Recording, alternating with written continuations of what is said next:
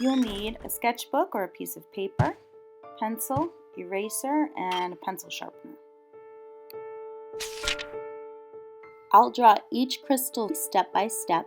Choose the crystals you want to draw and where you want to draw them. Then draw right along with me and hit pause anytime you need to.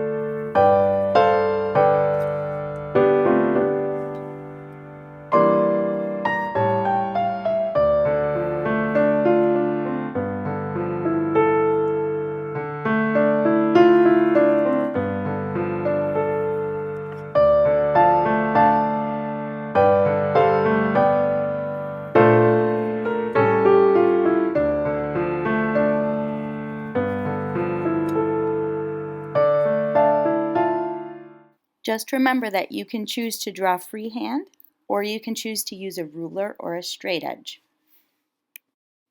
If you do use a ruler, make sure you always hold on tightly with your helper hand.